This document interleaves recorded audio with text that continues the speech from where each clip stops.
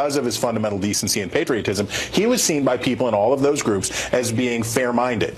Without him, I don't know how they hold it together, because he was really the linchpin that kept this from going off the rails a bunch of times. Yeah, I mean, as he said, he was very generous, really, with Comey for a long time, giving him the benefit of the doubt, and he has been with Mueller all the way through. But he was also very generous when people got out over their skis, when Jason Chaffetz first, but then certainly under, what's his name from California,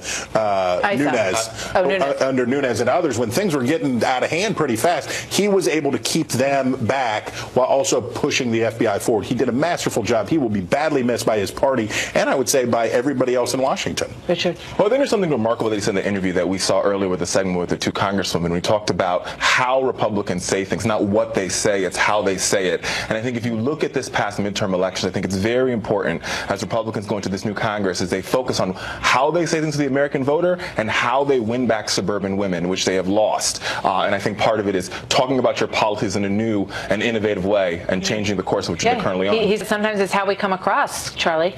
Yeah, and he's and Chris is exactly right about so much of that. But he was also a guy that believed in trying to find compromise, but without giving up principle. And that's where a lot of politicians in Washington have blown themselves up. But what's he going to do with his hair now? This is what I want to know. Now that he's not going to be on TV all the time, he can finally have the hairstyle he wants, and we're going to miss it. And I feel let down. It took a while. Yeah, exactly. Figured it out. Everybody figures it out, right? Gentlemen, thank you very much. Good to be with all of you tonight. Good to be in Washington. That's our story from D.C. on this busy Wednesday. We'll see you back again tomorrow night in New York. Tucker's up next.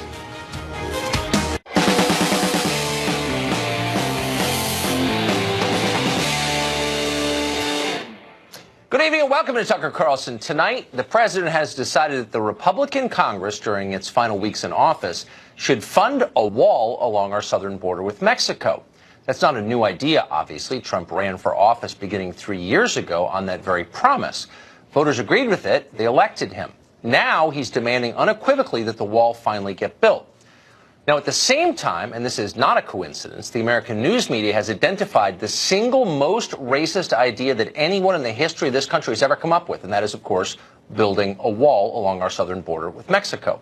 Watch.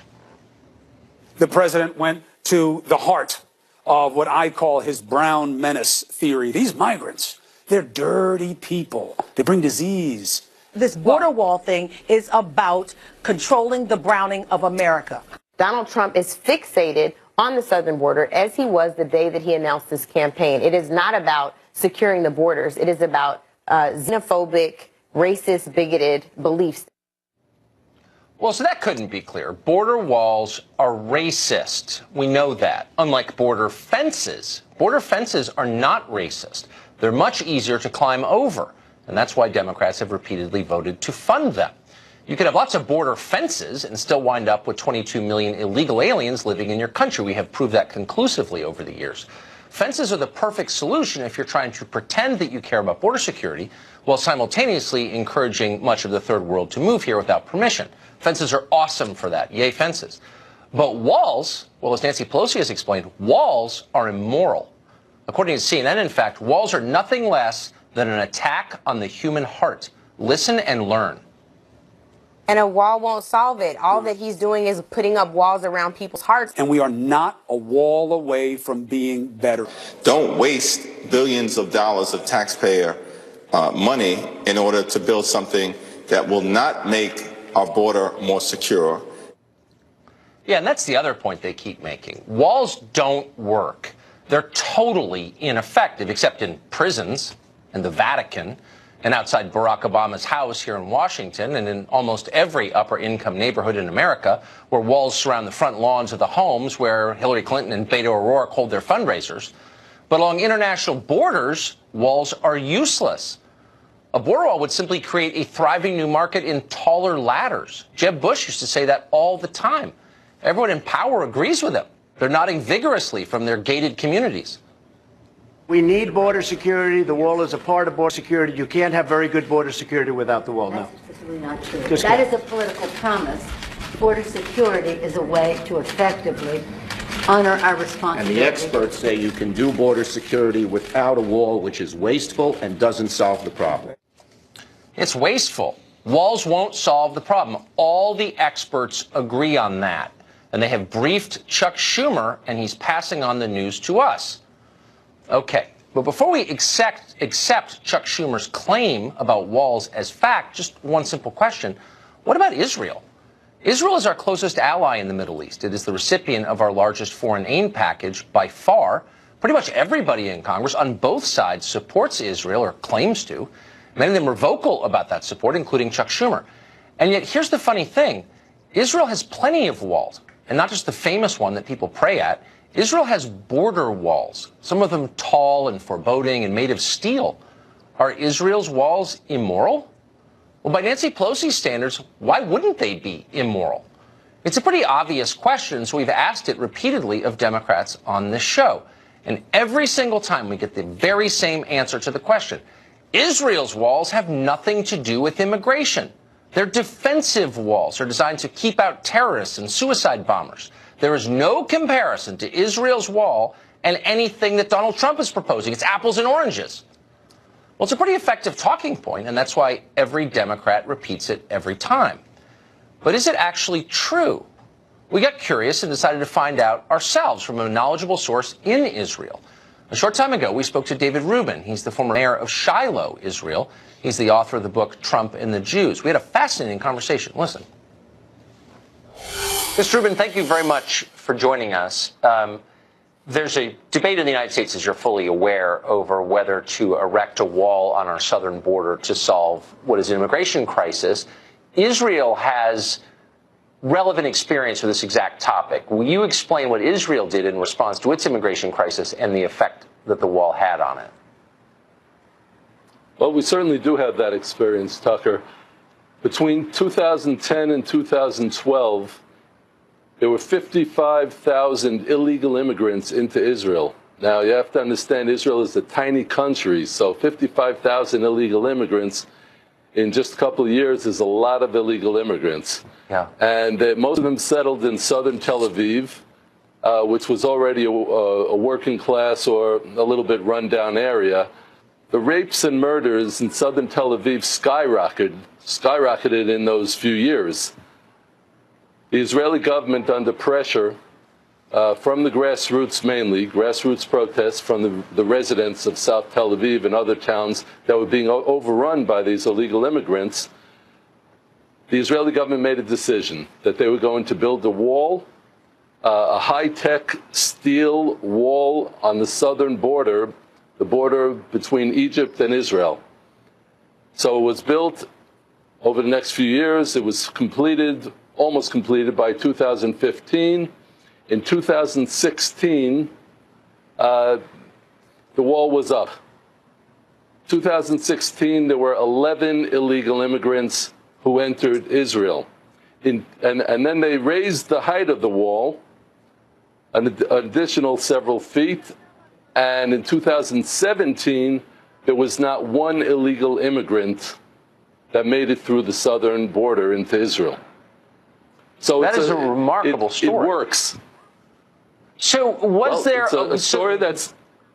So I'm just wondering the political part of this. So the 55,000 illegal immigrants you're describing were from Africa, as I remember, Eritrea, Sudan, parts of Africa. Correct. Was there anybody in Israel who said you're racist for trying to keep them out? Well, there was some of that, yes. Some of the people on the left were going crazy and having protests, and they were complaining that it's a racist thing. But look, illegal immigration is illegal immigration. And I don't know if you know this, Tucker. I was born and raised in the United States. I've been living in Israel for 27 years. But the Jewish immigrants who came to America, and I wrote about this extensively in my book, Trump and the Jews, they came to America as legal immigrants. They came only to work hard and only to be full Americans. That was their goal. And so, I've heard people like Ocasio-Cortez from New York, the congresswoman, talking about how the immigrants, the migrants are just like the asylum seekers, the Jewish immigrants who are seeking to escape the Nazis in World War II. It's an obscene comparison, and I've heard it too many times from the left. So, yes, there was some in the Israeli left who were complaining and who were even accusing the Israeli government of racism. But the fact is that now nobody's complaining. Everyone is happy that we don't have illegal immigration to Israel. That's an amazing story. And I hope that a lot of people watch this segment. Mr. Rubin, thank you for telling us what happened and your experience there. It's remarkable. You're welcome, Tucker. Good to be with you. Thank you. Jason Nichols is a professor of African American Studies at the University of Maryland and a frequent guest on the show, we are proud to say. Professor, thank you very much for coming on. Thank you, Tucker. So you just heard that kind of amazing story. I didn't know that. Tel Aviv, 55,000 illegal immigrants living there. The working class residents of the town said crime is going up. We're against this. Government of Israel builds a southern border wall, not to keep terrorists out, but to keep illegal aliens out. And no one in this country says anything. Is that immoral? So I think there are lots of big differences between Israel and the United States. First of all, we know that crime has gone down in the United States steadily since 1991. Immigrants commit, both legal and undocumented, commit fewer crimes than Americans like you and I. I don't know. I don't think that number is true. But leaving that aside, but that's absolutely. I don't believe it is actually. I think immigrants in the country commit crimes at a higher proportion. No, legal. that's. Okay, we can look that up. Separate debate. Okay, I'll even grant you that you're right in that. But why is it? And by the way, I just want to be totally clear. I support Israel's right to protect its own borders. It's a country; it gets to do that if it wants. But why is it immoral when we do it here, according to the Democratic Party, but not immoral when our closest ally in the region does it? Well, again, part of this is because of the motivation that Mr. Trump has brought into this discussion. Also, the fact that I think there were certain things that the mayor said that were inaccurate. If you look at at immigration to the United States in the early 20th century, whether it was Jews, Italians, other groups, crime actually did go up. They were blamed for everything. They were blamed, they brought Cosa Nostra. They were blamed for all of these kinds of things. But when we want to sanitize our historical memory. That's right. I mean, history changes over time. We shut down immigration. We say, they were just here to work hard. Well, okay, and I'm sure it's all complicated. But what's not complicated is that our closest ally in the region, our biggest recipient of American aid, built this wall, and the same people who supported building that wall, I'm one of them who supported it, are now telling us that an effort to protect our southern border in exactly the same way is, quote, immoral and racist. And I'm just wondering, what is the standard? Well, when you're going around and you're saying that the people from our South are rapists and that they commit crimes when you actually don't have any empirical evidence to back it up, it sounds pretty much like it's xenophobic and racist. You don't like Trump. Which is it's not about totally Trump. Fine, but how about I have no feelings about Trump. How about just taking Trump out of it? His motives, what he says. A lot of people would like a wall on our border, and they're confused because they hear Pelosi and Schumer say, "Well, a fence is fine, but a wall is immoral." What is the distinction exactly? Well, I think again that the fence is not, even a fence is not necessarily what is going to lead to border security. And I think you and I actually agree. I read your book, which is actually a fabulous book. But thank you. I will tell you, when I read your book, the problems that exist with immigration, and I think Mike Pence actually has it correct, actually start in Central America. It's not at our border. So if we want to solve this problem, and if we're trying to stop, the things that the right talks about, the flow of drugs, one of the things that many experts say is that a wall or fence or any of that is not going to stop that. They're going to fly drones. They're going to find other ways why around did it work in Israel? I mean, we need to help. We need to help them get better, those countries. Within their borders, people oftentimes don't really want to be here. That's the other thing. Well, so I guess, there are a couple of things, but I'll just focus on one. So, lots of people have tried to make Honduras a better country, a lot of great Hondurans. But the country itself, beginning with the government, is dysfunctional, okay? That's why Hondurans and Guatemalans want to move here.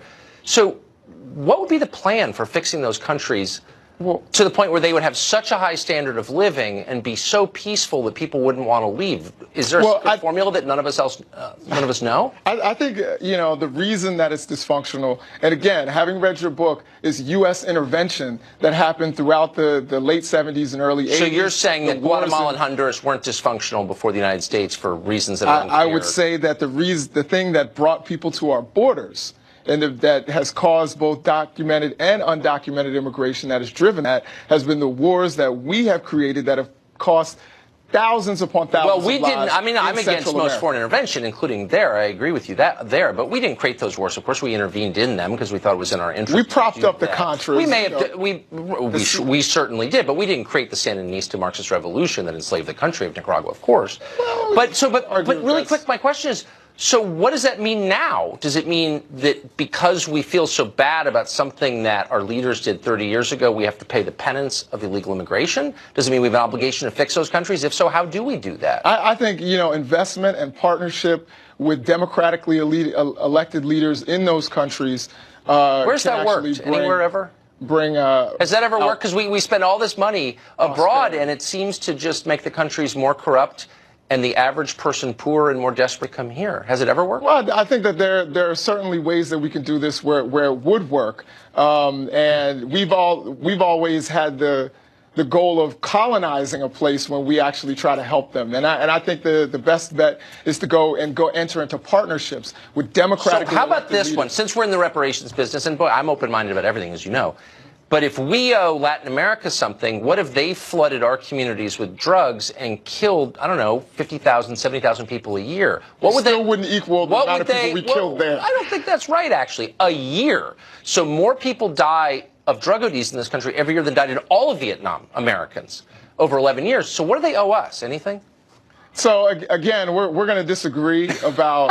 I'm just wondering if it's a two-way street. I mean, can we collect for the fentanyl epidemic? It seems like we should. Yeah, well, again, I think that the fentanyl epidemic has many different layers to it. It's not just coming from Central America. No, it's a lot of it's coming from China, but a lot of it's moving through Mexico. So I'm just wondering, what does Mexico owe us for killing tens of thousands? Well, again, we were talking about Central America. We were talking about Mexicans. Sure. Oh, they're all the same? Is that what you're saying? I'm not saying that. We've learned recently that nobody dislikes Central Americans more than the people of Mexico. I actually like Central Americans. The average citizen in Tijuana does not feel that way. Not as open-minded as I am, I would say that. Professor, thank you very much. Thank you, Tucker. France, moving to the other side of the globe, facing some of the worst riots in that country since they chopped off the head of the king, thanks in large part to climate change policy. Is there something for us to learn from the fires raging there tonight? That's after the break.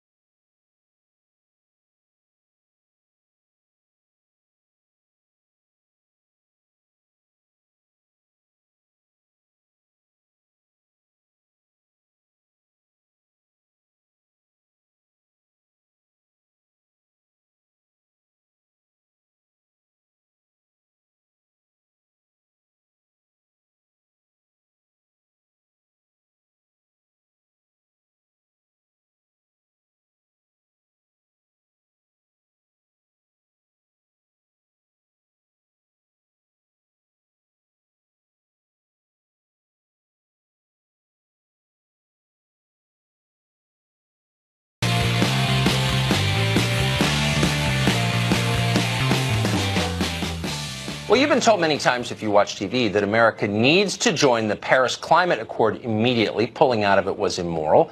And to do your part to fight global climate change, you need to accept burdensome taxes on the energy you use. It's the least you can do. But what about the people claiming you need to do this? Are they willing to pay their share? Well, in a recent piece in the Daily Caller, ran in the Daily Caller News Foundation, reporters Chris White and Michael Bastash contacted 31 major corporations, foundations, and individuals who have endorsed the Paris Climate Accord. And they asked a very simple question. The simple ones are the most revealing. Here's what they asked. If climate change is indeed the existential threat you say it is, would you support a ban on all private jet travel? Now, these are deeply moral people, they asked. Obviously, you see them on television. They care in a way that you never will because you're too shallow. So are they willing to do this? No, not one of them. Facebook CEO Mark Zuckerberg spent more than $1 million flying private over the past couple of years. His company didn't even bother to respond. Neither did Google or Apple or, by the way, Al Gore, who flies private all the time. In fact, only 2 of the 31 companies contacted responded at all. And both said they, buckle your seatbelt now, oppose banning private jets because they use them. You, meanwhile, are sinful for driving an SUV to pick up your kids at hockey practice, just so you know. Well, if the people who lecture us really did make major sacrifices to stop the global warming scourge they tell us so much about, the rest of us might be more inclined to follow their example, but they won't. So when the elites impose new taxes for the sake of climate change, ordinary citizens are sometimes driven to protest instead. And in France, they're protesting in a very intense and sometimes violent way. Here's part of it.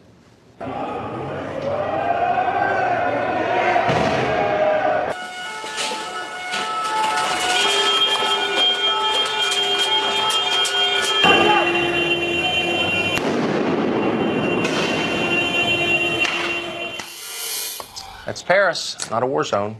Dana Perino hosts the Daily Briefing, of course, with Dana Perino, and enlivens the 5 every day at 5. She joins us tonight. Dana, great to see you. Thanks for having me. I think the argument over whether climate change is happening is less interesting than the debate over what we do about it. And I'm just so struck by the people who are telling us, and maybe they're right, by the way, I don't know, I'm not a climate scientist, that this really is the moral question of our time, the moral test of our time, and an existential threat to life as we know it, are really not making the kind of sacrifices you'd expect from someone who sincerely believed the threat was that profound. Why do you think that is? Well, and that has been true for all the years that we've been talking about this. I cut my teeth on Capitol Hill as a staffer for the chairman of the Energy and Power Subcommittee. Right, remember when Janet Yellen came and talked about global warming, like way back then? I'm dating myself a little bit. And even back then, I mean, you knew immediately that there were things that maybe we could do, but that just the law of physics at this point in time means that you cannot actually just eliminate fossil fuels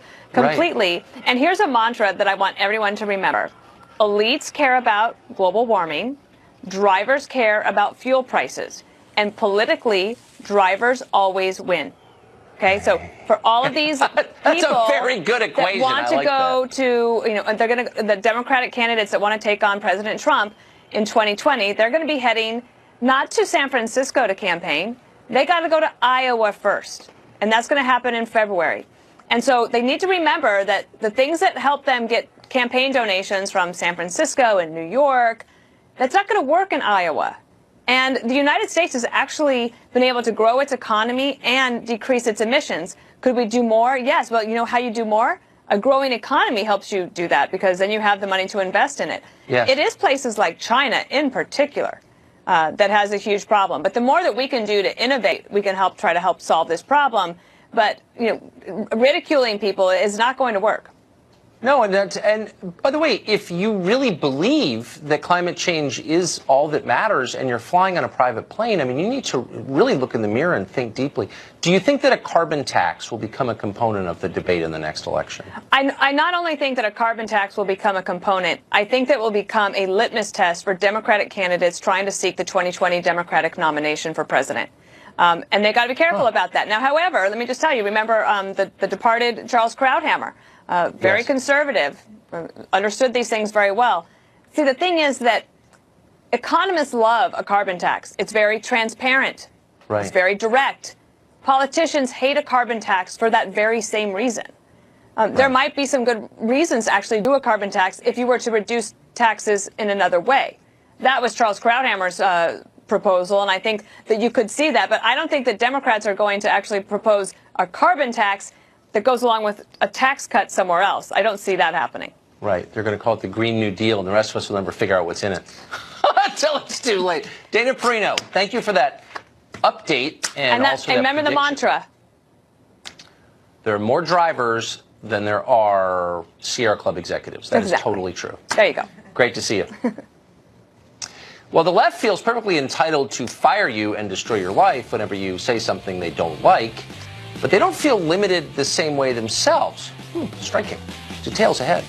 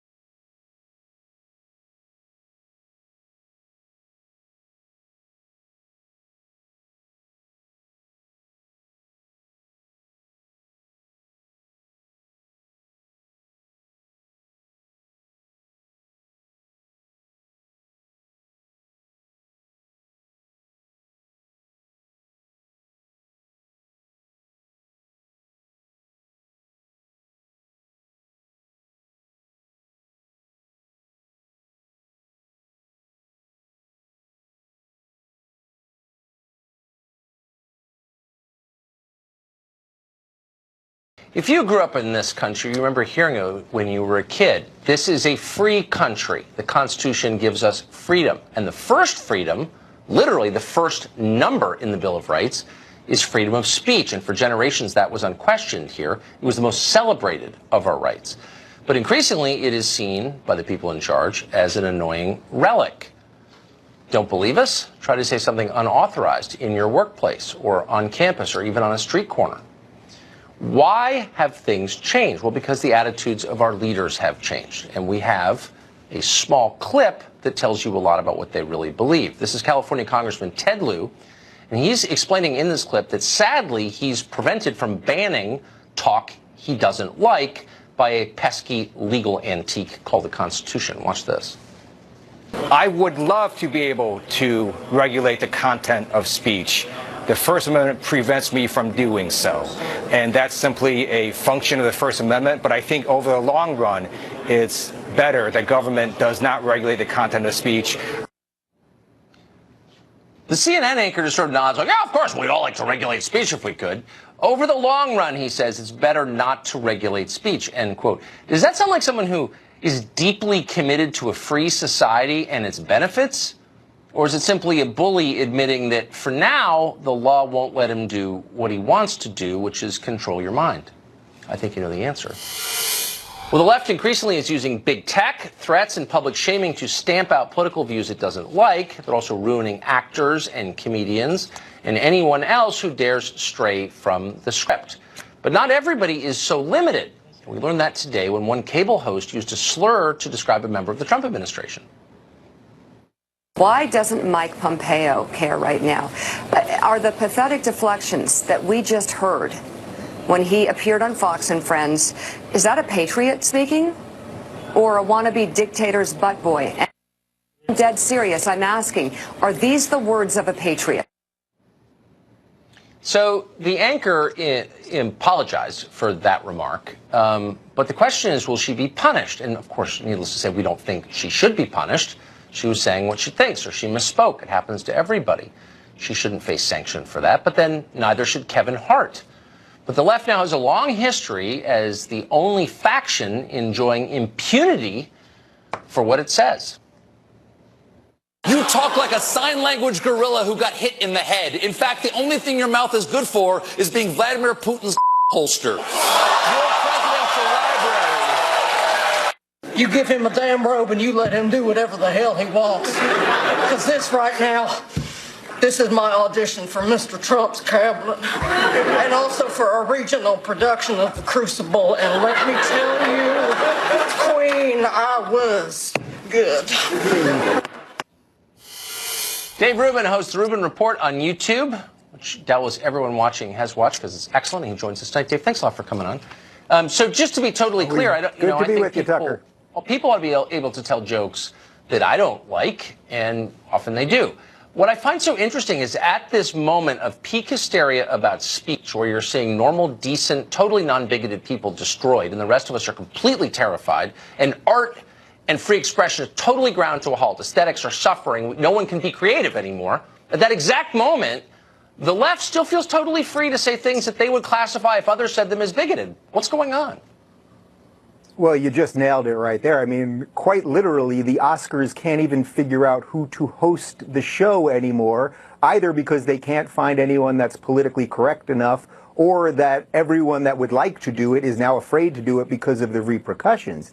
But as for the clips that you just played, I mean, look, the simple truth of this is it's showing what the flaw of collectivism, which is basically the idea of judging people based on their immutable characteristics, why it is so terrible and why it has been embraced by the left. You know, you can't be for groups. It actually doesn't make sense because you will eliminate the individual every time. So to say you're for gays doesn't really mean anything, because then when they want to make a joke about you, then they'll make a gay joke. Or to say you're for women, what they don't really, that doesn't mean anything. That's a very low resolution way of saying something. Everyone's for women, let's say, but they're not really for women. Are they for Nikki Haley, a brown woman who happens to be a conservative, who's a strong woman? Of course they're not for her.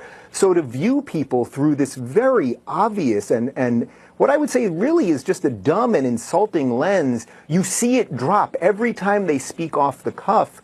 It drops because they don't really care about the individual. And the Ted Lieu clip that you played at the beginning of this, I mean, man, I don't know when the last time I heard something that chilling coming from a government official. It's like the First Amendment is the most precious thing that we have in this country. And I can tell you, as someone that's been on tour for most of the last year, and I've been to 20 some odd countries in the last couple of months, every single country, the people are jealous of the freedoms that we have here, and especially the freedom of speech. So it's like to hear anyone, regardless of whether he's a Democrat, Republican, doesn't matter, to hear any elected official saying that, you know, he'd love to get rid of the First Amendment.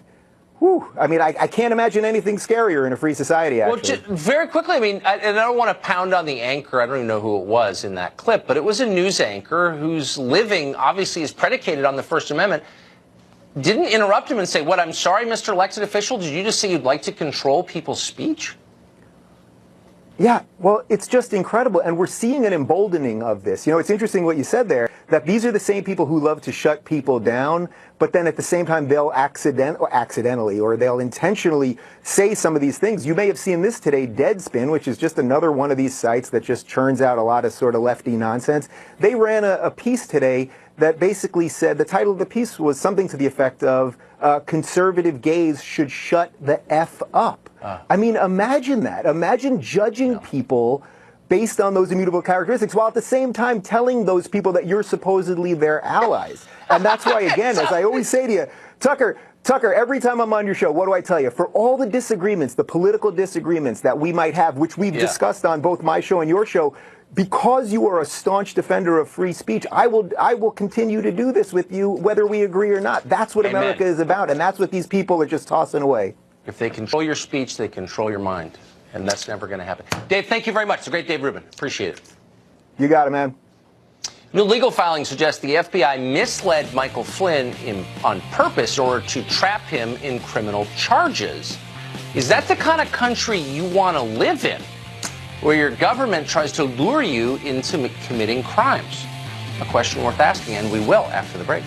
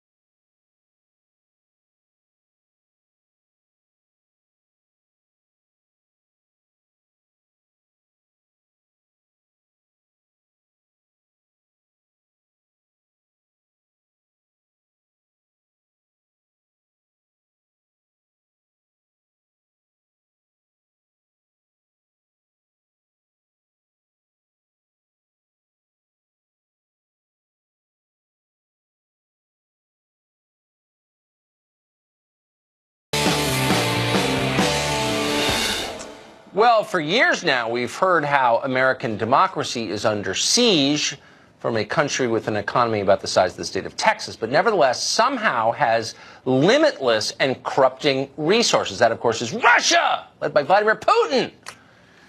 So the question is, just how much did Russian meddling amount to in the 2016 election? That question's been outstanding for a while, but yesterday we got some details.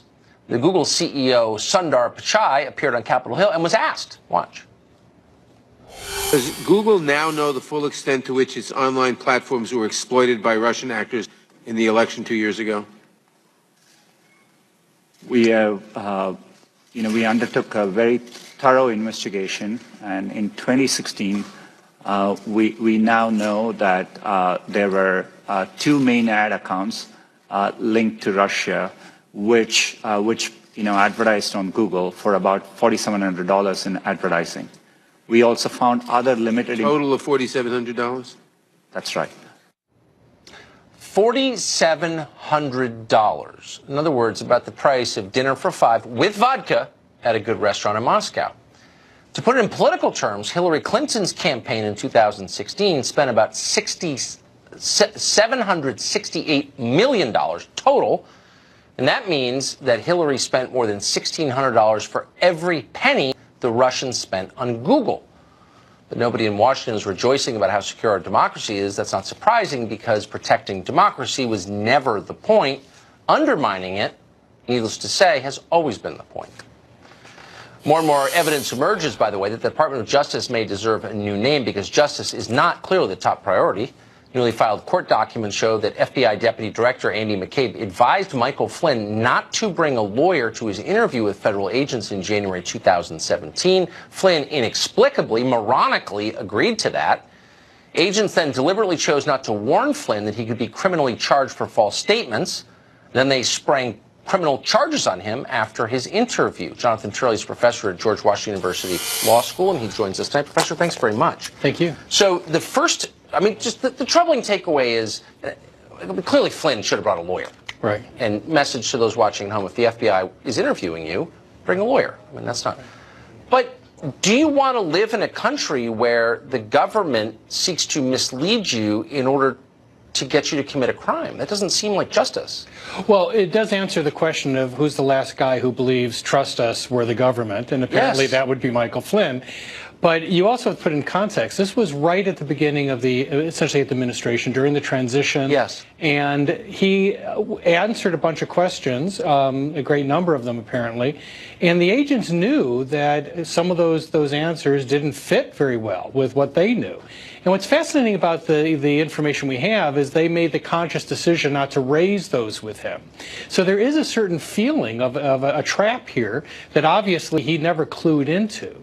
Now, this wouldn't bother me as much if they nailed him on something significant. If they had, the 7 heads in a duffel bag that they found. Exactly. That's right.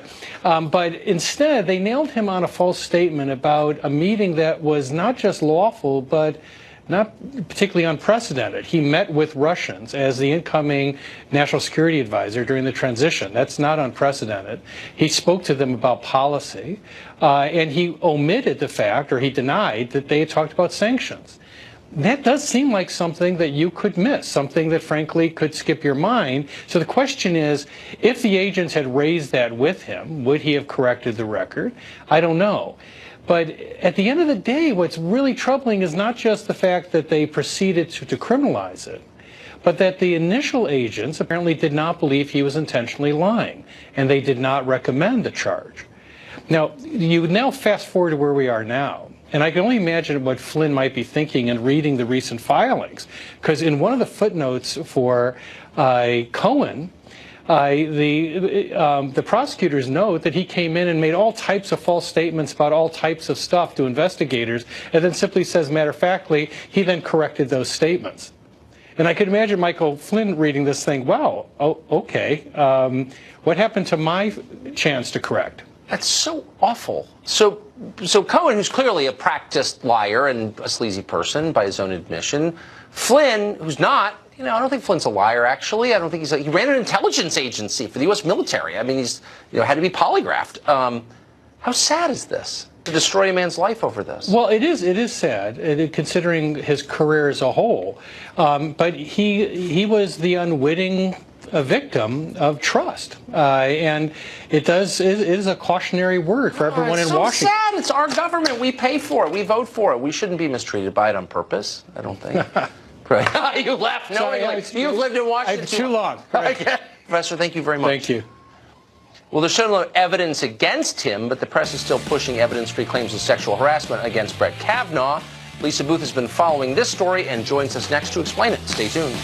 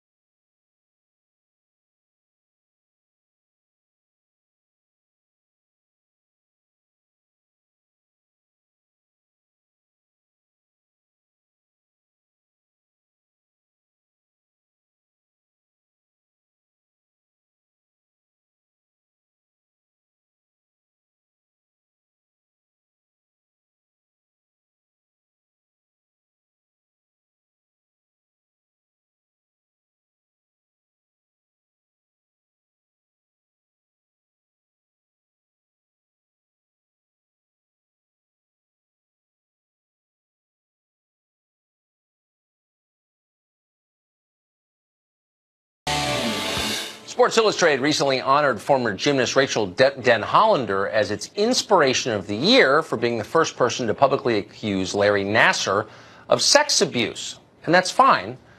Nassar did it. He's a convicted sexual predator. He'll likely spend the rest of his life in prison. But here's the interesting part. To honor Den Hollander, Sports Illustrated had her introduced by Professor Christine Blasey Ford, whose allegations, by contrast, against now Justice Brett Kavanaugh remain not just unproven, but lacking any evidence at all. None. So why the pairing? Lisa Booth is a senior fellow at the Independent Women's Voice, and she joins us tonight. Hi, Tucker. So, Lisa, thank you for coming on. Is the idea that Christine Blasey Ford has somehow ascended to the pantheon of people we believe unquestionably? She's like an official victim now?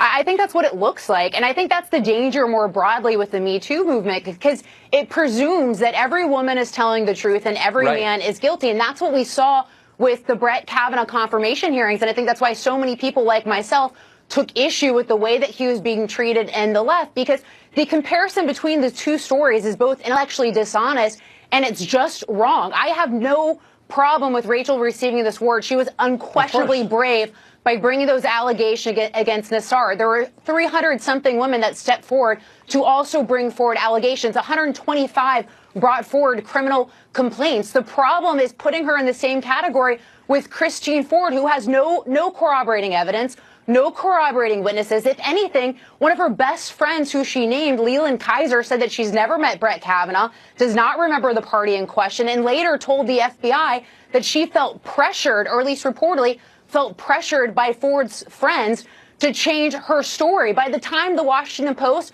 first ran Christine Ford's story, she had already changed her story a few times. Her polygraph letter alone has 2 different accounts of how many people were at the party in question. And you remember Rachel Mitchell, who is the prosecutor that Republicans tasked with cross-examining her, she said that in the cases of he said, she said cases are very difficult to prove, but this is even weaker than that. So to equate the two is so wrong, so intellectually dishonest, and I think just dangerous precedent to be setting. Well, it's totally insulting, and thank you for pointing that out. Lisa Booth, great to see you. Thank you, Tucker.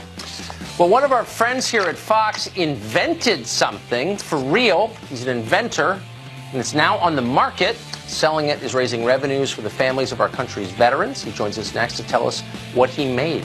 Stay tuned.